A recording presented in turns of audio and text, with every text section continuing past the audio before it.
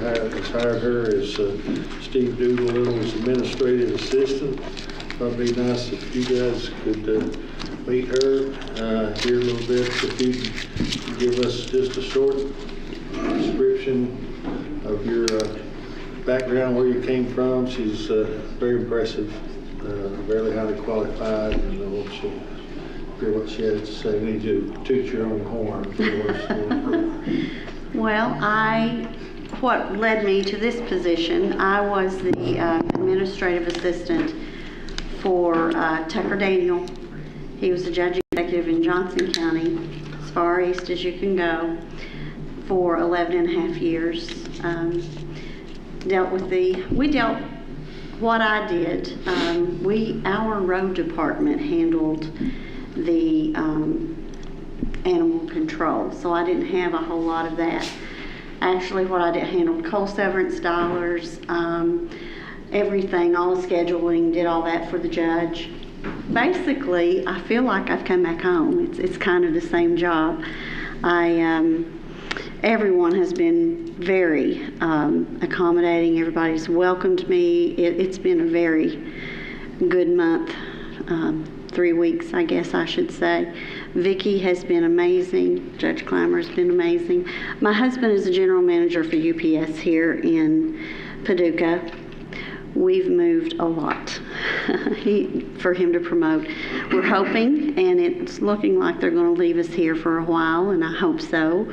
We live at the lake 90% of the time. We like Lake Barkley, Lake Kentucky Lake. More than anything, just being in the local government system, again, I like that. That intrigues me. I really am looking forward to seeing things go with McCracken County, the way the sports complex, things that are going on right now. It's exciting. It's exciting for this county, and I'm proud to be part of it. Thank you. Will there be any questions? Nice day. Welcome to Paducah. All right. Thank you. Then we have Bruce Wilcox here for a presentation. I see you brought the big guy, the new chair at the GPED. Brought out the 18 for you. Scoring you on how you do? Or? Just making sure we do it right. No, we are honored to have J.P. Kelly with us. J.P. is our incoming chair for the 21-22 Board of Directors. So J.P.'s a wealth of knowledge, a great supporter. I'd consider him a friend, and we're really excited about J.P. being our chair this coming year. So before I begin this evening, I want to thank all of you for allowing Greater Paducah Economic Development to provide our quarterly update. So Judge Clymer, Commissioners, thank you for the opportunity to come before you this evening. And I would be remiss this evening if I didn't also thank you for your partnership and your support with GPED. McCracken County continues to be a great partner with GPED, and your partnership with us enables us to do the work that we have to do. So our fiscal year end is June 30th. We have contracts for services with you, with the City of Paducah. I think we're in great shape with those. Hopefully you all will be extending or renewing our contract for services a little bit later in this fiscal court's meeting. We've already been approved with the city and the contract there. So we're excited about where we are and beginning fiscal year 21-22. Over this past year, we've gained a lot of momentum engaging our private investors. This past year, we've added 6 additional new investors, bringing our private investor total up to 50. Since I did our last fiscal court presentation, we've added 1 new investor, and we've had 3 private investors or utilities actually increase their financial support with us. So we're humbled and even more excited about the confidence and support that our private investors are showing with GPED. So if we have any of our private investors listening this evening, or if you're listening to this on YouTube and it's taped later, we want you to know how much we appreciate our private investors and their confidence in us and the work that we're doing. I've been on board with GPED now for just a little bit over a year and a half, and during this time we've been talking about building momentum and doing the right things day in and day out. We want to create change. We want to foster an environment for success. And we believe at GPED and our board of directors that success is connected with action. So over the past 12 to 13 months, we've been able to announce 5 projects with 243 direct jobs. Utilizing our partnership with Murray State University and their economic modeling software called M-Plan, we know these 243 direct jobs produce almost another 100 indirect and induced jobs. So bringing the total jobs that we've been associated with during the past 12 to 13 months to 341 jobs. Most recently this month, we've announced 35 new direct jobs with Blockware Mining and Millwork Products. These 2 projects will produce an additional 17 indirect and induced jobs to bring the total job growth for our community up to 52 jobs. Over the past 12 to 13 months, we've had 5 projects that we've announced, and they cumulatively have an investment, a capital investment from the private sector of over $57 million. The recurring annual economic impact from having these jobs in our community is right at $27 million a year. So it's a very nice shot in the arm to stimulate economic activity in our local community. We've been able to secure these jobs and these projects without having to offer any local incentives as well. We're not opposed to local incentives, but we've been able to secure these jobs and working with the Kentucky Cabinet for Economic Development. The Kentucky Cabinet for Economic Development has extended performance-based incentives totaling $575,000 for 3 of the 5 projects. But more importantly than any of this, we've generated $4.7 million of cash, $4.7 million of direct cash back to the community, and that's through asset sales, through the sale of the Genova building, through Genova subsequently, after the sale, June 30th, July 1st last year, paid off a $700,000 equipment loan. So $4.3 million there. We negotiated the sale of land for the Industrial Development Authority at fair market value for economic development purposes in almost 20 years. So we're really excited about that. And we would believe at GPED that we've been a good steward of the community's monies and the community's assets in getting these deals done. This direct cash that has come back to the community has also generated additional benefit and what we call a multiplier effect. We currently have approximately $20 million of capital investment of infrastructure upgrades going on in our community. Big Rivers Electric is in the process of spending $12.7 million to enhance the electrical service up to 100 megawatts at Industrial Park West. Jackson Purchase Electric is in the process of moving and relocating power lines for current and future projects to make the property more marketable. Paducah Water is investing $6 million in a 1 million gallon water tank at Industrial Park West. And we're working with Joint Sewer Agency on the evaluation and design and easements and right-of-way, et cetera, to get sewers out to the triple rail site. So we're very appreciative of our utilities partners and the confidence that they've bestowed in us, and we appreciate their capital investment into our infrastructure. And we see this only as added benefits in promoting our community for future deal. So again, some really nice success, 341 jobs, $4.7 million in cash back to the community, $20 million in infrastructure upgrades, and $27 million in recurring annual economic impact, and over $57 million in direct private company investment into our community. Not only has the job creation, the private company investment, and the utility company investments into our community spurred growth, but these projects have enabled other community investment as well. I mentioned earlier that GPED, we negotiated the sale of the Genova assets to Plastic Services and Products, and cumulatively between the real estate and the personal properties, there was $4.3 million generated from that transaction. The city was able to invest $900,000 of their proceeds after direct debt reduction into Sprocket to promote digital entrepreneurship and workforce development. So we're excited about Sprocket and the things they're doing promoting digital workforce, digital economies, and we see them as a partner, and we applaud them and the efforts that they're doing there. Additionally, we've been discussing with you and in other presentations this year, we've repositioned our economic development assets to the Industrial Development Authority. This restructuring enabled GPED to invest a net $4 million of assets into the IDA. So now the IDA owns and houses publicly owned assets for economic development purposes. And the IDA, as you are aware, has a revenue stream now to service the debt, what little debt is associated with those. But more importantly, we believe the IDA long-term will be positioned to do prospective spec buildings and other economic development activities in the future. So all in all, between Sprocket and what GPED's invested into the IDA, there's been an additional almost $5 million go into economic development projects. Our project pipeline, we all know that sales and development is the lifeblood of any organization.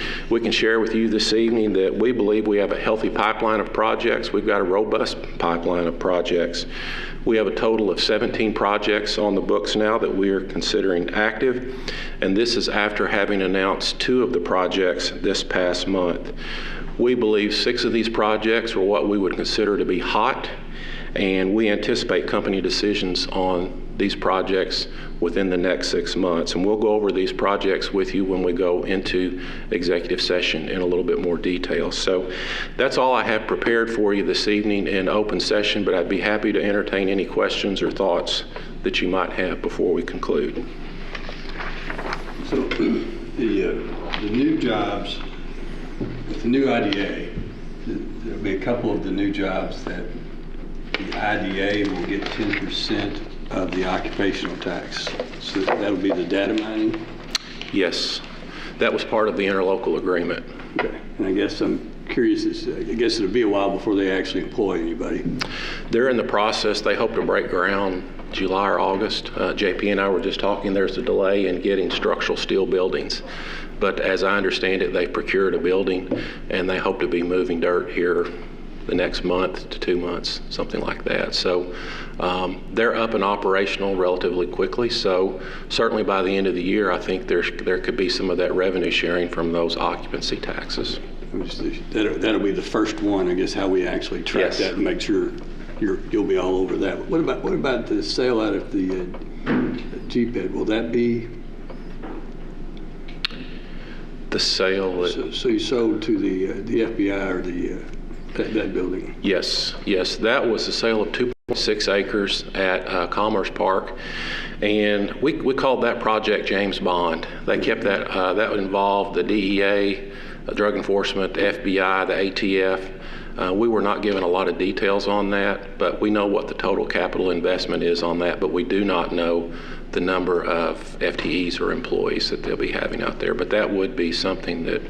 And I can't remember on the IDA if that sale will, if 10% of that sale will go to the IDA as well. Yeah, I don't. The interlocal agreement at that time didn't cover the Commerce Park, just because at the time when we started the restructuring, most all of the interest and transactions, et cetera, centered around the Triple Rail site and Industrial Park West. Yeah, I'll have to look back at that. Let's see. Okay. So the 243 jobs, does that include the 35 new jobs? Yes. Just looking forward, I talked last time about our pitching game. And what do you see different in the way we're going to present? Are you kind of overwhelmed by existing projects? Or we were talking about how we sell ourselves, and you were struggling with a pandemic issue, and it's pretty tough to sell yourself.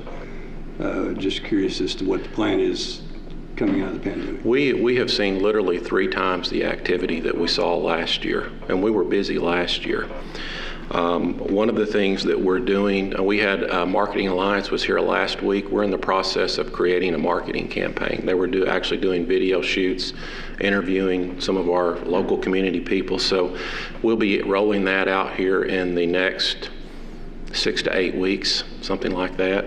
So we'll be having an advertising campaign that will be going on. Things are starting to open up.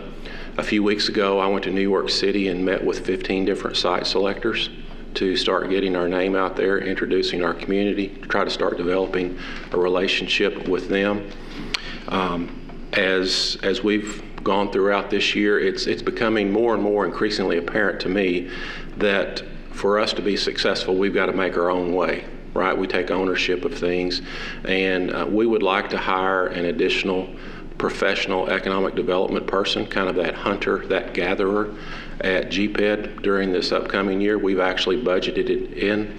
So in addition to this person going out and start knocking on private companies, knocking on doors, and my meeting with site selectors and the Kentucky cabinet, we hope to step up our recruiting efforts even more.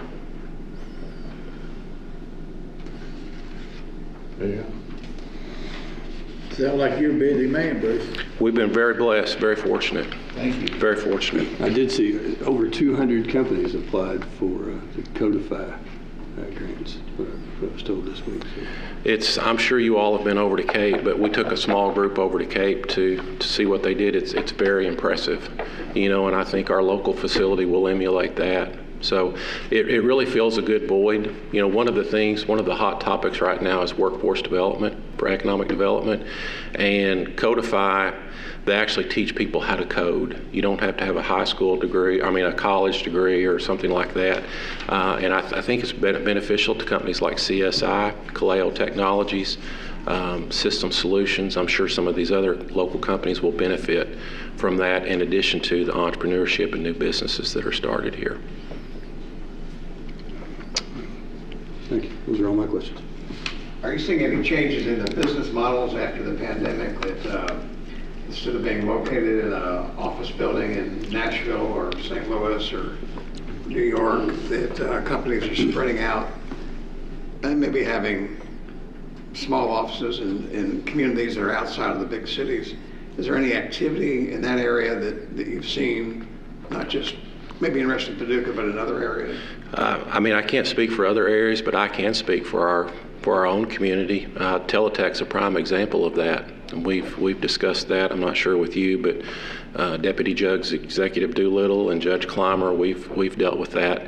They operated a call center here, and during the pandemic, they figured out how to do it remotely or away from home. So we do have another company, a project that we're working with to try to backfill that space. But we are seeing a transition and a change in that. From talking with the site selectors in New York City, they are seeing somewhat of a change. They think it sounded fun and was kind of good at first, but people are starting to feel disconnected and think that they're wanting to get back into the workforce. So I think, to your point, Commissioner Bartleman, it may be smaller groups of people rather than having hundreds or thousands of people in one building. Kind of knowing when you call and you get one of them people, you're screaming baby and the dog barking and all that in the background, you're trying, Yes. And it happens a lot. Yeah.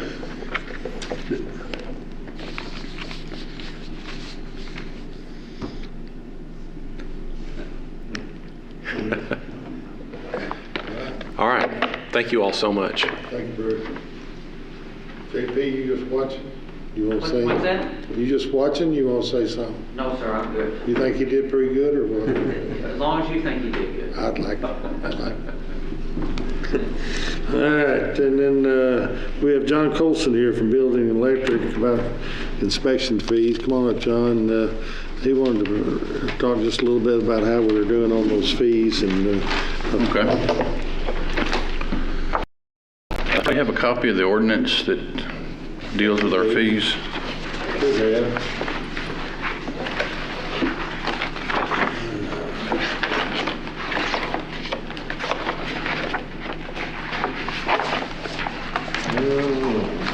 Well, I've got,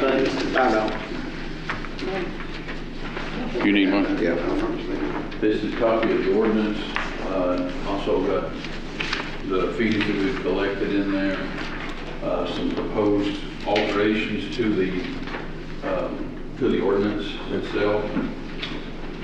Make things a little bit more user-friendly for the department, and make it more of a user fee for the people that or using our service.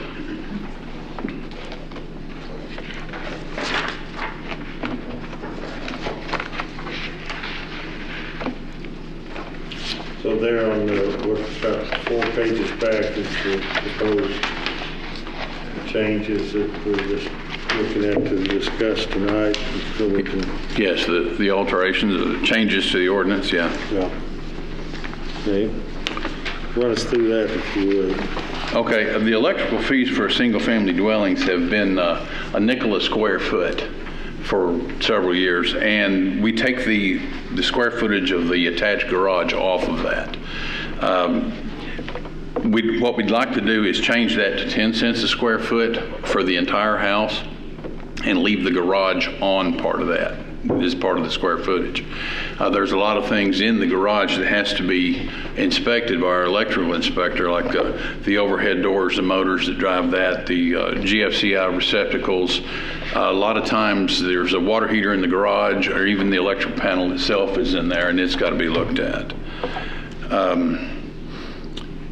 Also, the fees for our temporary services are currently $30. You know, if you just need a temporary pole to get started on your construction until you get the building up, we'd like to increase that to $40. That's one of the things that the electrical inspector's got to run all over the county to make sure that they've got electric power just to get the job started.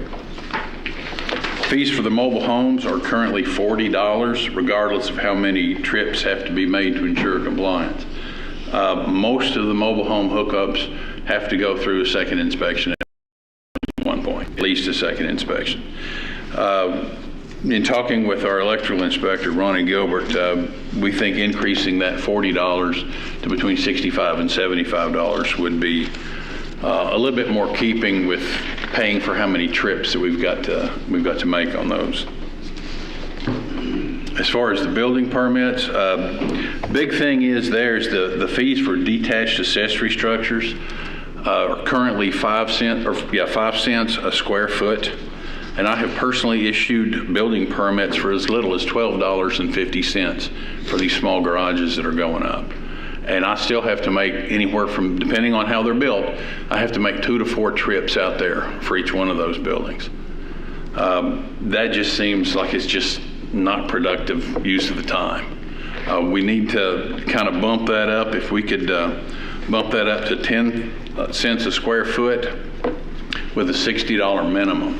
$60 minimum would cover anything below a 24 by 24 garage, which is very common. Couple of other little things. The ordinance also requires a $50 fee to be collected by our department for all state jurisdiction projects. We have not done that. That has been blown off for years. We need to start collecting that fee as well. What is a state jurisdiction project? What does that mean? Typically, it's an occupant load over 100 on a commercial building. That goes to the state. Or a church building that's over an occupant load of 600. So the bigger, juicier projects, we're missing out on all those. So you're going to collect $50 and give it to the state? No, we collect $50 from the developer, and that goes, you can call it a zoning fee or something like that, but the building code, or our ordinance rather, requires that fee to be collected, and we just haven't been doing it, at least for the last 11 years. So the existing ordinance require that a past city or county administration enacted requires a $50 fee for those. Yes, it does. It's, let me see, item D on the building plan review fee. And the last thing on there is that the building code requires a demolition permit when a house is torn down. And historically, we have never issued a raise permit. So that may be something that, a $50 fee to tear down a house, or a $40 fee or something like that, just to be in compliance with what the building code requires. John, How do these fees measure up to like Graves County, Marshall County, Callaway County, you got to include? I can't speak on the building code part of it, but the electrical, typically the electrical inspectors in Western Kentucky charge $75 a trip. So if they go out to a building 4 times, that's $300 they're collecting. And we collect what? Depends on square footage of the building. Theirs is a flat fee, it's a flat $75 fee. Square foot, you said. But yeah, we do 5 cents a square foot, and that's supposed to cover all of the electrical inspections. Also, in case there's, if there's a deficiency found in the house and the inspector has to go back, that's another trip. Typically we do 3 inspections on the electrical, and if there's deficiency on there, one of those inspections or all of them could be repeated. And if, building code's the same way. Rarely do we go in and pass a building on the first try, because they always miss something, Well, we had some discussions too about, I think of all these things, perhaps the one that seems most necessary to address is you having to go back. There's a code. Some builders, maybe just the homeowners, will try to pass the inspection with knowing that perhaps they've not done all they need to do. Oh yeah, that's common. And so there's no incentive for them to get it right the first time. You go out, inspect it, say, hey, you've got to do not just A, B, and C, you got to do A through F, and you've done A and B. When you get that done, holler. And so you're going back 4 or 5 times, and it doesn't cost them anything more to try to get by with doing less. Mm-hmm. In the meantime, it costs you time and fuel and manpower to do that. So yeah, but the flip side of that is I wouldn't want to be accused of somebody saying that, well, you came out and you found 3 things, then you came back to check those and you found some more, so that's another trip, and you're just trying to, gig us on more trips and more fees and all this kind of stuff. I personally think it's better to get all the fees up front, and then that's the end of the money thing, But yeah, people typically do try to get by with stuff. You feel like Go figure, right? So you feel like our fees will be more friendly, user-friendly than... Yes, our fees are friendlier as far as the electrical fees. They presently are. Will they be, how will we compare? I guess Jeff asked you the same question, but I thought you said we were still going to be cheaper than Graves County. Is that what you said? Yes, we would be. We would be. And now that's predicated on, having 3 inspections and they all go well and there's no return trips and all that. But yeah, if everything follows the plan, yeah, we come out cheaper than the other places. Even after these increases? No, I'm speaking now as our fees are now. I mean, I'm okay to raise them, but I'd like to know how we size up after we raise them, though. I mean, I don't want to be the highest guy around, in other words. Well, I know the electrical inspector gets, the guy that does the circuit, he gets $75 a shot? Isn't that Mr. Kreider? He was getting $75 per inspection while our electrical inspector was off, dealing with his father's illness. do you have contact with some of the surrounding county people that are in your position? Yes. Could you get from them what their rates are, that sort of thing? Give us some guidance on. We want to be a fair player in the marketplace, and the other thing, of course, is I hear from people occasionally. They'll say, if you increase this rate it's going to cost me an extra $10 to build my house. I'm going to move to Graves County and build over there. And so we frequently are able to tell them, well, if you build over there, it's going to cost you, an extra more money than that.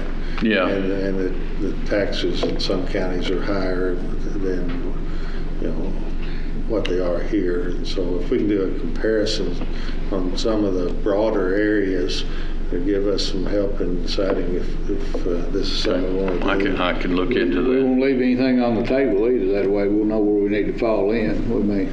Yeah. Yeah. But a lot of those people that complain about, the inspection process and all that, they don't understand or just won't admit to it that it's a state law. It applies throughout the Commonwealth. Yeah. This is not something that we made up over drinks one night. This is state law. It's just that it's not being enforced in other places. And other places, I would be willing to say that they're getting substandard construction. Okay. If you leave the rebar out of the foundation work and all that, yeah, you've got a lesser product. So you're just kind of ripping your clients off.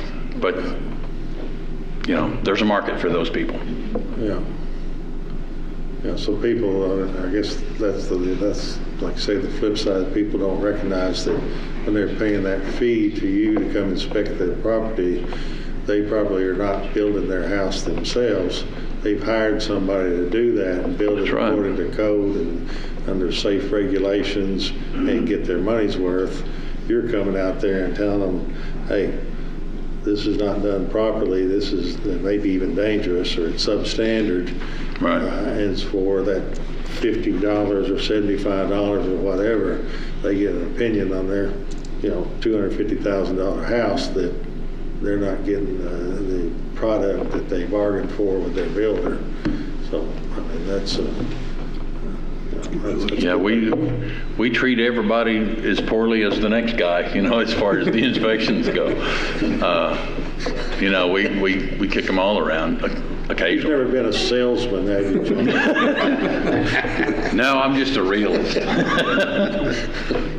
I think I like the adjusting fees, but I think we need to know where we need to land on. So. Okay. I can look into that and see what the other guys are doing. Okay. All right. Yeah. Anything else for John? Well, I agree with the judge. I think it's important. Inspections are important. I built a house, and I know when they were doing the foundation, the fellow putting in the basement was not going to have the right rebar in it. Mm-hmm. And I think you did the inspection on my house. Yes, I did. Told him that the rebar wasn't right. He wasn't happy, but he made the rebar right.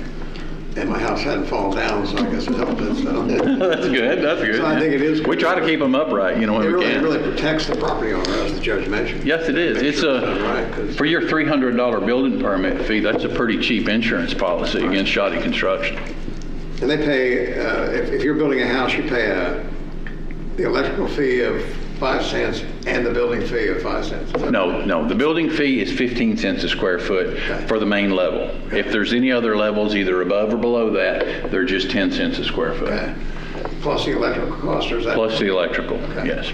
And the electrical is 5 cents a square foot, regardless of what level it's on. It's just, And when we get to great big houses, like we had one that has 22,000 square feet under roof, that was a large fee, coming for the electrical part of that, but it was also an awful lot of area to cover. I think we have an obligation to the taxpayer too, to try to make inspections self-sufficient so people who use the service. Make them user fees instead of being subsidized, yeah. We probably can't get there totally because it protects the county too, but I think we do need to adjust these and other fees. Again, it still isn't unreasonable. If you're building a $250,000 house to pay another $125 for a permit, so I think these look pretty good. So we don't have an ordinance yet. This is a pre-planning meeting for the ordinance that's coming. No, the ordinance has been in effect since '99. It's been it was altered in. The changes.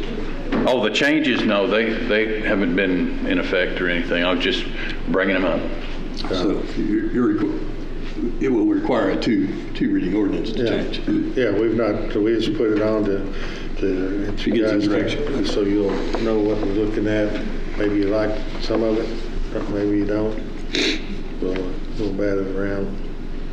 So, and I'll tell you, John, you and your people one way gauge performance of some of our departments is how many complaints there are, and we just don't get complaints from the... I'll work on that. Now, like I said... Maybe you're having the other people go out and do this. Yeah, I stay at the office and hide behind the desk while the other guys go out and take the fire. But, yeah, y'all do a great job for us. So. Well, we try to put out the fires before they get too big, and as long as we can achieve compliance with the spirit of the code and what it intends to do for the buildings and stuff, we can find alternate ways to do that. And very seldom is it that I can't solve a problem with a design failure in the house. So we can work all that stuff out when it's still on paper. It saves people a lot of money doing that. All right, anything else? No? All right. Very good. Appreciate it. I wanted to just mention briefly, since it's occurring tomorrow, and there's been a good bit of publicity go out, invitations and that sort of thing about the water tower project out in Reedland. We're going to have a celebration of that water tower completion tomorrow at 12:10 p.m. on the north side steps of the courthouse out here. We've got a agenda put together. We're going to have since it's so hot, we're going to have a fairly short 30-45 minutes or so program. Channel 6 is going to live stream it for us. There's been a lot of coverage. I was on the Dunker show this morning, did a recording. I didn't even make it up the hill before I heard it playing. And so, our media folks have really been helping us with promoting that. And of course, Paducah Water, I wanted to just talk a little more about that tomorrow, but Paducah Water and the city gave us the authorization to use that tower as our canvas to put that unity symbol on there. And so we appreciate them as well. So, hopefully, I want to invite everybody, and particularly those folks who gave generously, as all of you did, to the water tower project. And some came forward even there toward the end and said, "Hey, how much money do you actually need to get this done? Just tell me the number, and we'll write the check." And so we had about 4 or 5 different entities, people or businesses that said that. The temptation was, of course, to give them all the same number, but I couldn't get myself to do that. But anyway, so CFSB Bank in Benton actually was the first one to jump on. I think it was $7,600 that they donated to this thing. Right, 76 or 67? Am I going? 76, wasn't it? Yeah. And several others had said they would do the same thing. So when I finally gave him that number, he didn't sound like he dropped the phone or anything. He just wrote the check. So appreciate all that. All right, we got under section 5 here, tabled and or passed items from previous meeting. Let's see, we need the clerk to read that order, I guess. Read number 8. 5A, yes, ma'am. Okay. It is ordered that the judge executive is authorized to sign the service agreement with JPEDC to pay the amount of $250,000 to JPEDC for fiscal year 2021-2022. So moved. I think you meant G, and you said J. J, I did, didn't I? It is G. Well. Yeah. That Jackson Purchase gets me every once in a while. So moved. Second. All right, any discussion? All in favor, aye. Aye. Opposed, no. That carries. B. It is ordered that pursuant to KRS Chapter 67, the first reading of Ordinance 2021-06 shall be conducted in summary format as follows. McCracken County, Kentucky, McCracken County Fiscal Court, Ordinance 2021-06, an ordinance amending the McCracken County Zoning Code as set forth in McCracken County Ordinance Number 2017-07, as amended by enacting a new section thereto authorizing the use of commercial food trucks and establishing related regulations. Summary. The action effectuated in the present ordinance is authorized by Kentucky Revised Statutes, Chapter 100, and all actions in relation to the enactment were taken in strict compliance with KRS Chapter 100 and all McCracken County local regulations enacted pursuant to the same. This ordinance operates to amend the McCracken County zoning ordinance regulations by creating a new section entitled Section 150.41 Mobile Food Trucks, authorizing the commercial use of the same within McCracken County zones classified as commercial, heavy industry, and light industry, and otherwise complying with the regulations provided therein. Certification. It is hereby certified by the McCracken County Fiscal Court that the present summary represents an accurate and official statement of the main points of the contents of ordinance number 2021-06. Public inspection. A true and correct copy of ordinance number 2021-06 shall be made available for public inspection in its whole and complete form by the office of the McCracken County Judge Executive during ordinary business hours. So we passed on that last meeting. I'll tell you, I took some time to just read through the proposed ordinance. I feel like it's that we need to discuss this thing and get maybe a little more specific on some of these things and whether we even want to enact it or not.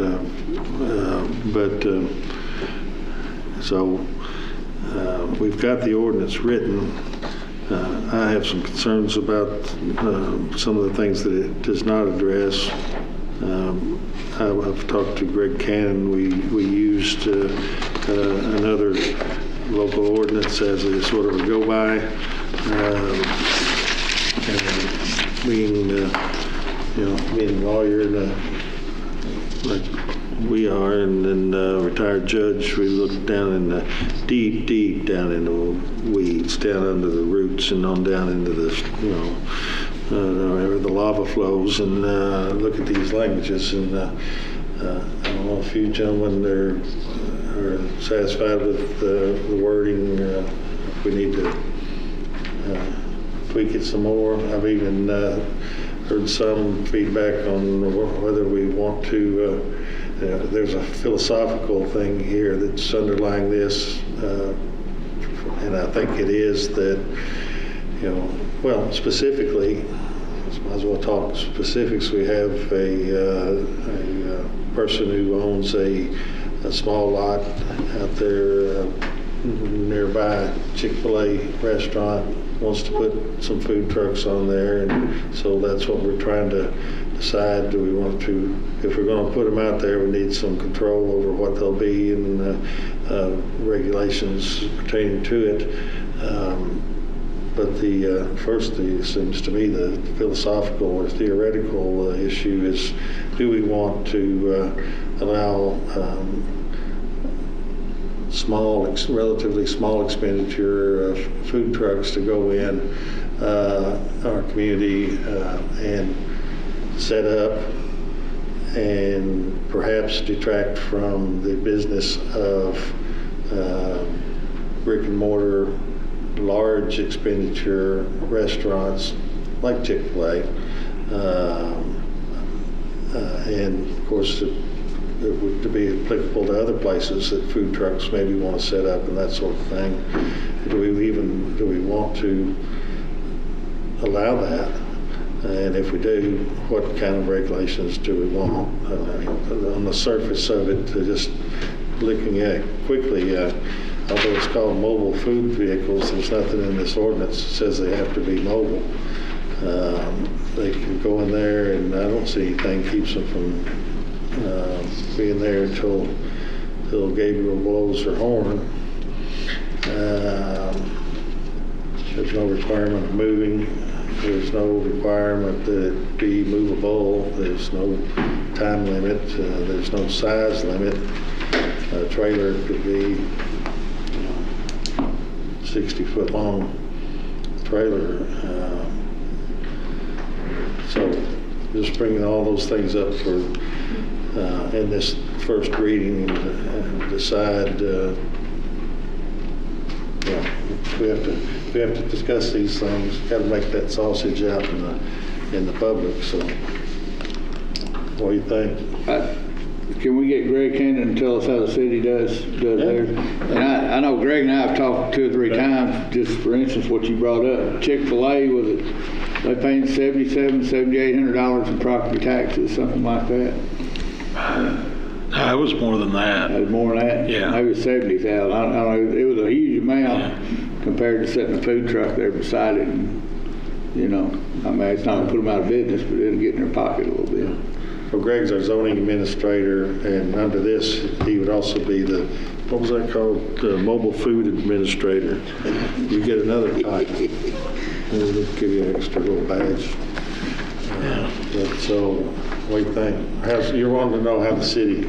I think we'd be better off to line ourselves with them if we can. Yeah. Well, and that's pretty much what we did.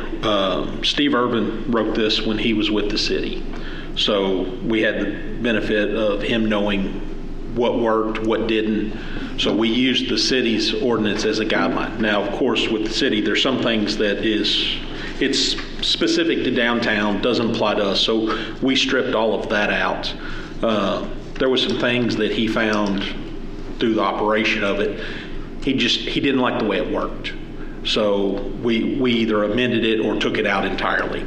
And it's considerably shorter than what the city's ordinance is, but the overall goal and the purpose is very consistent. And what regulations we have in place are consistent with what the city has. One thing city has that we don't have in here is that they have a requirement a food truck can only be located in one location for 14 days.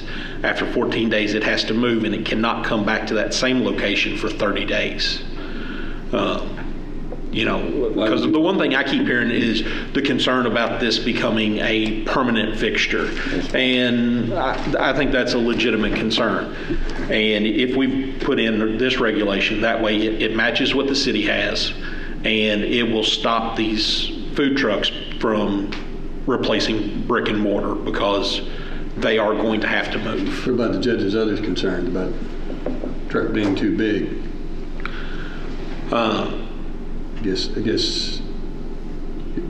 So the present draft doesn't mirror the cities, but you're suggesting that sometime in between now and the second reading, when are we going to make it look like the cities? It looks like the cities. It is now. Yeah. But where's the 14? Well, without the except. Yeah, that was It seems to me to be the most important paragraph. Well, and I'll tell you the reason we left that one out, and that was because in the last, is either last summer or summer before last, the state amended some regulations that they had a requirement saying food trucks could only locate for 14 days and then had to move and could not relocate at the same spot for 30 days. The state did away with that regulation, and that was the reason we did not include it in here, because that was going to be consistent with what the state's now saying. That doesn't mean we can't regulate it to this, though. I would be deeply concerned, like I guess the judge is, and maybe you are as well, that we just don't want to create a trailer park of food that has permanent trailers. I think that's what you're doing. Yeah, so if we limited them to 14 days and then not allow them back for 30 days. Can you get us some size constraints in there too? I mean, what happens when a fire chief out there, what happens if the one in the middle catches on fire and he's 45 foot long and he can't get around, or one on each side of it? Have we looked at all those? I mean, how many trailers are going to go in out there? 5 of them. 5 of them. Yeah. Sooner or later, it's going to be an issue. Yeah, I guess I need to. I don't mind doing it between the first and second, but I think that property is right next to the city. I think the same. It ought to be the same. our food truck requirements ought to be almost exactly the same. I'm trying to think why we would have any difference in the cities. What would be the benefit of us having a better food truck ordinance? Well, I mean, by better, I mean something that makes better in my view is I want food trucks at Noble Park. I want them downtown. I want them traveling around. I don't want to create, and I don't think anyone here wants to create just a cheaper way to get in business and not worry about the aesthetics of our community. right. So, now, what we've cut out that, while this doesn't match the city exact, the city talks about locations downtown within restaurants, and we've kept some of that, like saying it has to be at least 100 feet from an operating restaurant. That was taken directly from the city. They've got other requirements in there. Their fire inspector inspects all food trucks. We don't have a fire inspector. That's what I was getting at. There's going to be a problem come up pretty quick because some of them guys are. They're tough to do. I mean, there's a lot of food Chief trucks. Kyle knows what I'm talking about. They don't have fire extinguishers. They don't have nothing. And frankly, what's going to be their cost? What's going to be their user fee for you going out and enforcing the food truck ordinance?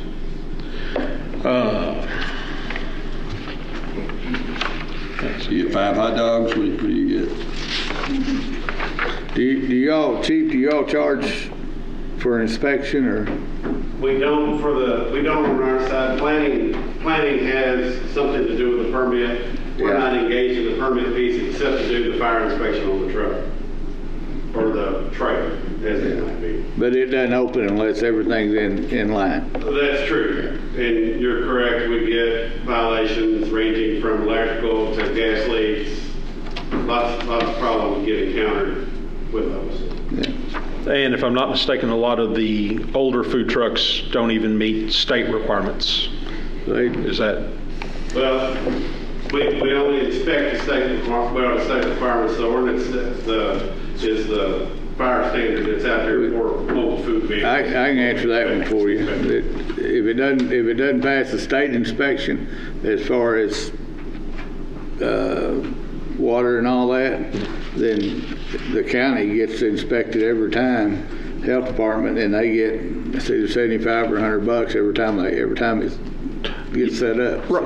What I'm So getting it doesn't have at, to pass state, the fire code is yeah. changing. I believe you and I had a conversation about a couple months ago about that the state was changing some of their requirements. The state's currently so far behind in the adopted fire code. It's from 2012. It doesn't even have mobile food trucks in it.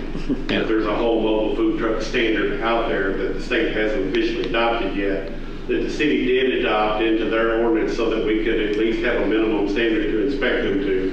And as Commissioner Parker is highlighting, we find many problems in just comparing them to that standard. And it's not an overreaching standard, it's just basic requirements. I don't want the pressure of having to amend an ordinance in between the first and second reading on this one so that somebody can open a food truck. I would rather just get it right on the first reading. So I move that we pass this again. Can we pass it with him doing the upgrades to the amendment so we bring it back next time and we'll get a first reading? Yeah, I want it to match. I would prefer, me personally, that we follow the city almost entirely. And I realize there may be some things that don't make sense because of where they won't be located downtown, but I want to be just as protective to the public interest as the city is. Well, I believe if you sat down with the two of them side by side right now, well, adding in that 30-day regulation, I think you, from that standpoint, the cities and the counties matching up, I think you would be content with that. Well, you can make my job easier by sending me the city ordinance. I know how to get it. It just takes me a minute to remember. It's already pulled up on my computer screen. Before I head to the house, it will be emailed to you. Well, so my motion is I passed. think we also have to have a safety inspection in there, like the fire department does on theirs. We don't want some old unit out there that's going to have a faulty the propane tank that's gonna blow up when there's 10 kids waiting for their hot dog. Well, now one issue we run into that is who does it and who is qualified to do it. We have to figure that out. I mean, for safety reasons, unless the chief wants to volunteer to do the counties too. More than likely, they're gonna be located in the city and the county probably. So they're gonna have a city inspection. This might be the But Olympics. you could add something if they've already gotten approved through the city, that might work for you. This might be a spot that the city could annex and we wouldn't be upset about it. You go get it pretty quick. If you'd annex it within the next 2 weeks, we wouldn't have to worry about it.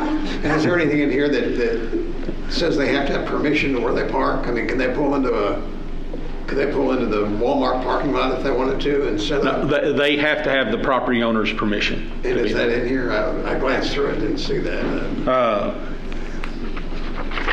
I don't think that specifically is in here. It's just a matter of, it's just a known that you can't just pull up on somebody's parking lot and start a business. They could pull into a church parking lot somewhere. I think we need to be specific. They do have to have permission.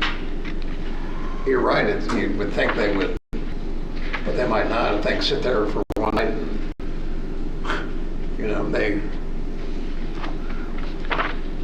and I think there does going to be a fee too for their permit when they get their permit for processing. Do you want to second my motion?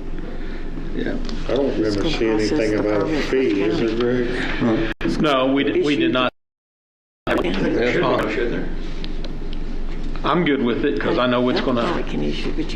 I've been with the city's planner and seen when he's processed applications that come in. So I have an idea of how much time it's going to take and that. And it's going to take up a fair amount of time if we get very many applications. Does the city address the city's fee for them setting up, or are we going to have a county fee? Well, we can add that in. Okay. Well, I'd like to second his motion, but I'd like for it to come back with all that in it. Okay.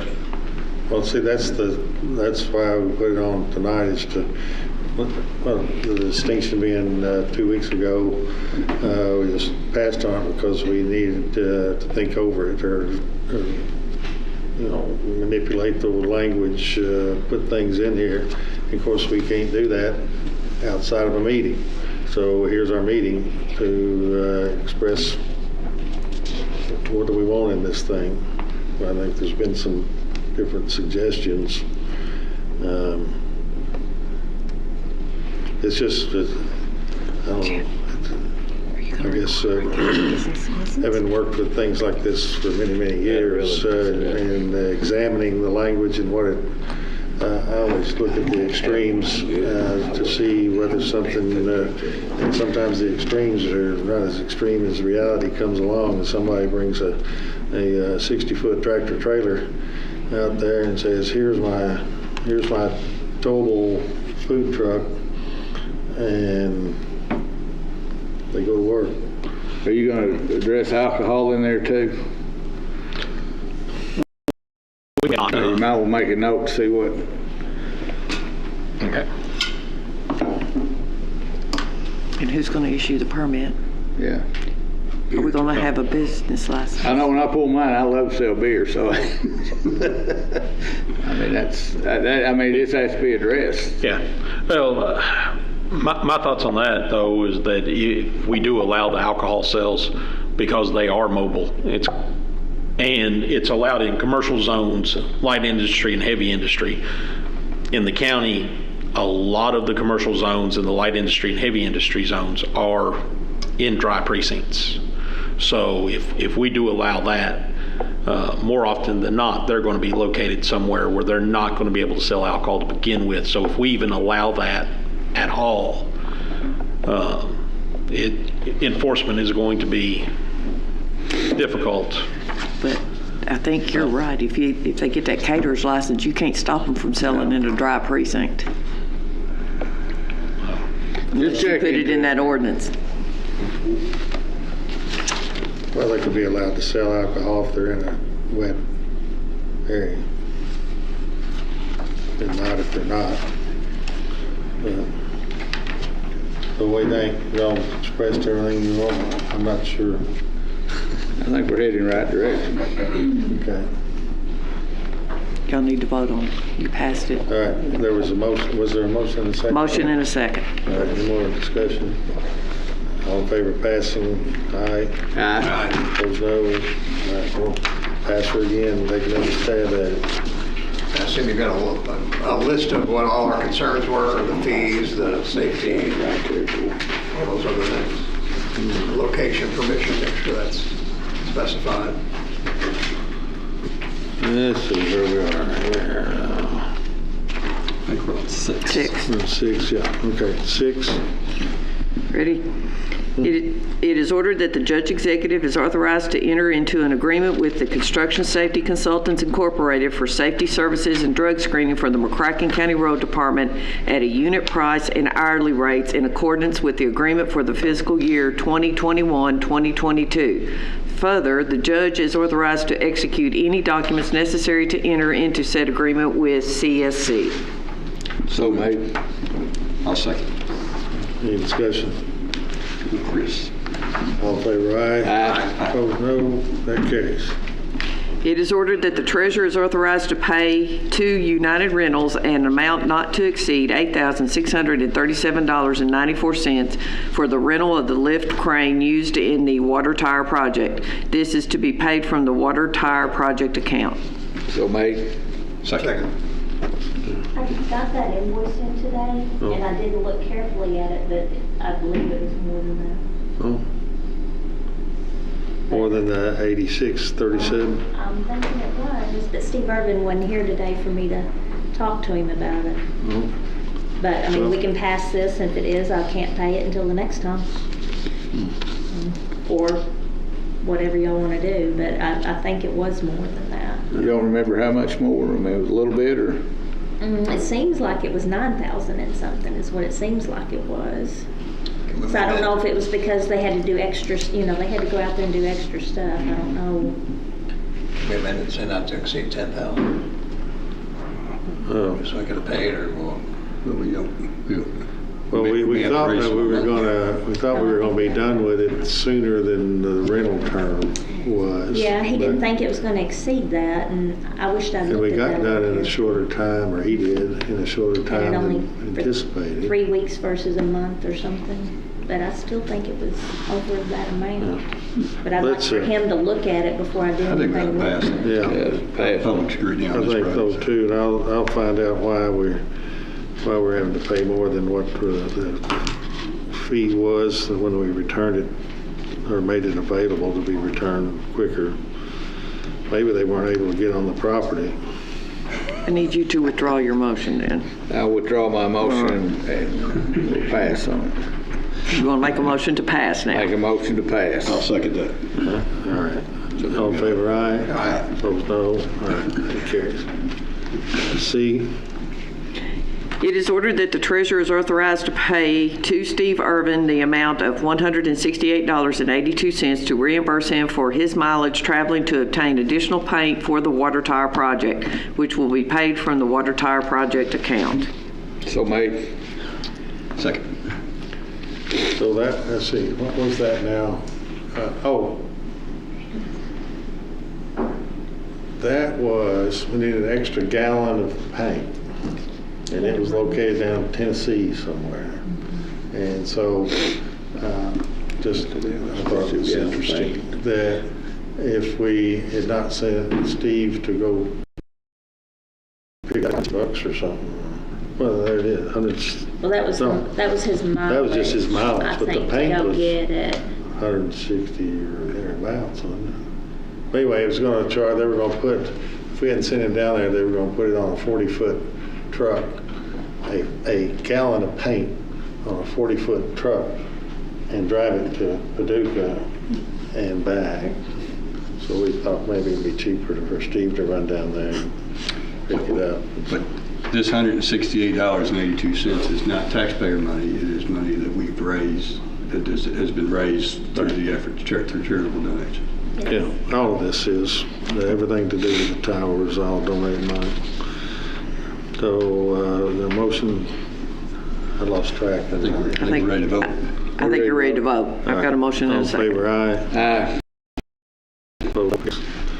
All right, we've got, let's see. D. Yeah.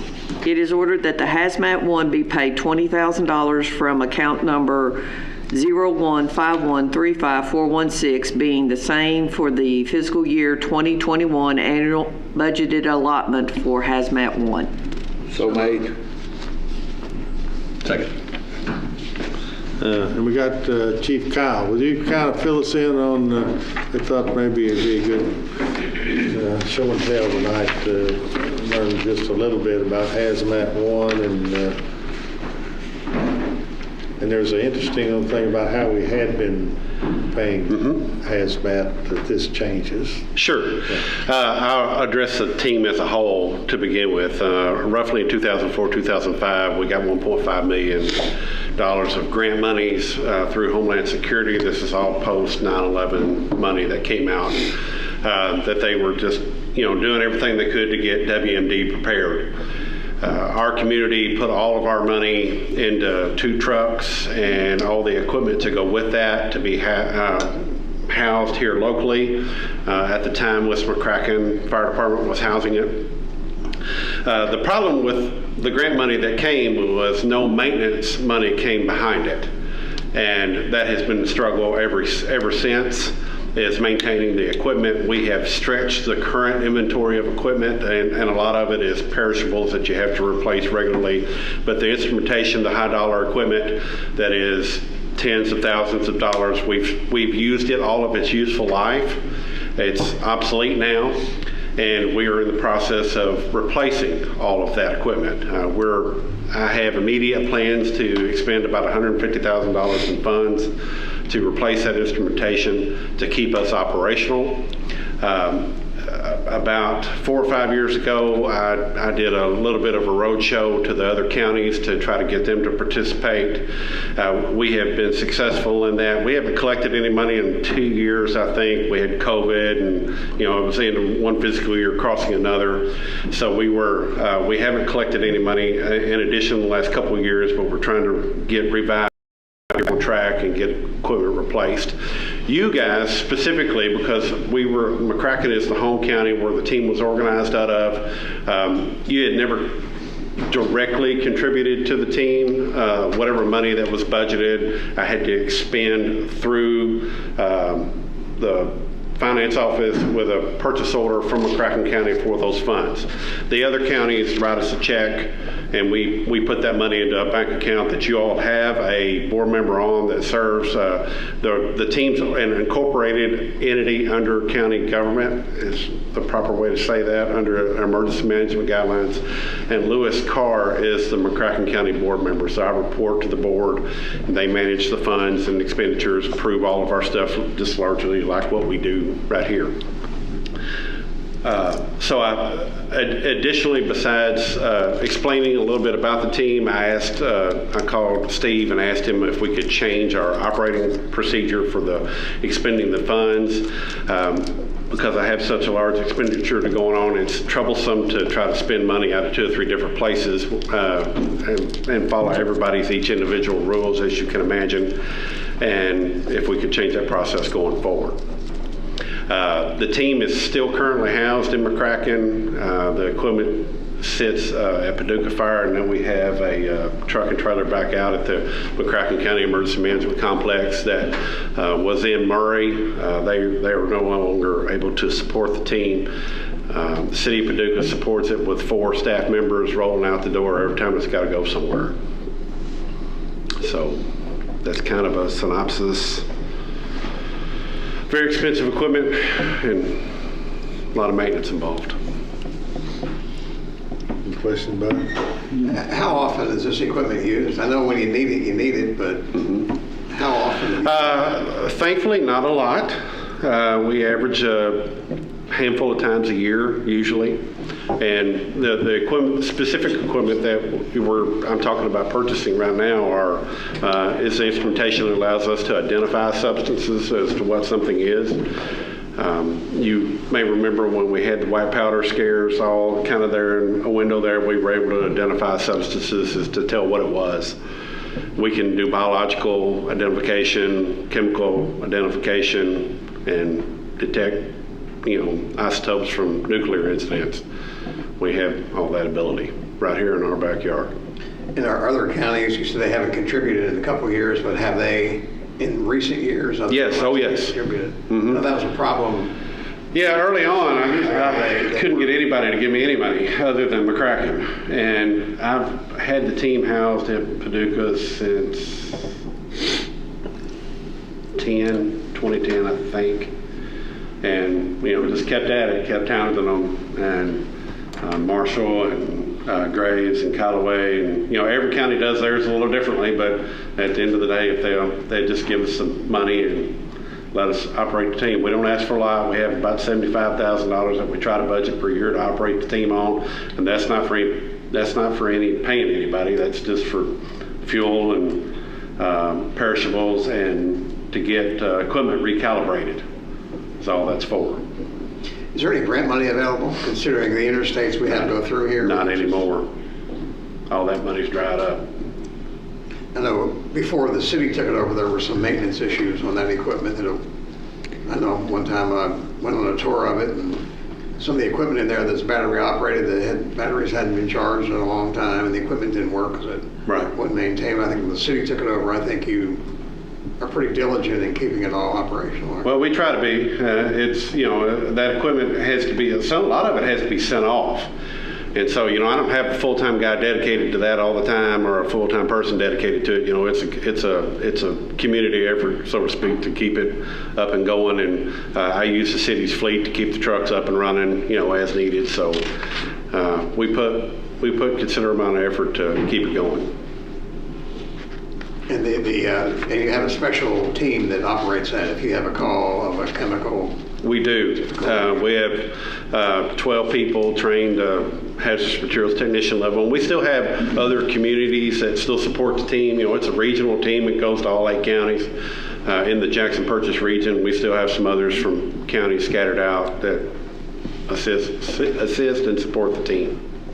It always concerns me with the interstate in town. You never know what's going through town and something's going to happen at some point. So I guess it's good that you don't use it, but very often. But it's good that we have it. I am thankful, yes. So that you have it when you do need it. So. That's right. It's served us well every time we've had to use it and deploy it. Okay, anything else? All right, thank you, Chief. Thank you. All right, board appointments. Did we vote on that? I think we did. Oh, did we? We did. You want to do it again? No, I just couldn't. Okay. I can't remember. Okay, sorry. We'll do it again so we make sure we did it. Y'all I vote. don't think we did. We had a motion and a second. And we got a motion and a second. That I have down. Oh, okay. All in favor, aye? Aye. I'm for it. No? Okay. Now we made sure. Judge, I had Michelle go get the invoice for me so we could look at it. I hated for them not to get paid. So here's what the total was, and of course the tax all have removed because we're tax exempt. So it was a little bit less with the tax off of it. I just saw the total of over 9,000. So actually, it's 8548. Mm-hmm. That's what I didn't underneath notice the it had 86. tax on it. What was it, 86, 80 something? Yes, so actually we could pass that 86.36. order and be fine. Yeah. Sorry. All right. You want to go back and pick it up? Let's go back and do it. Go back and pick it up. Yeah. All right. You want me to read it again, or you Yeah, want to? yes, ma'am. Okay. It is ordered that the treasurer is authorized to pay United Rentals an amount not to exceed $8,637.94 for the rental of the lift crane used in the water tower project. This is to be paid from the water tower project account. So made. Second. And so with it was 8548. They put on their bill tax $512 that we don't pay. It came to $9,060.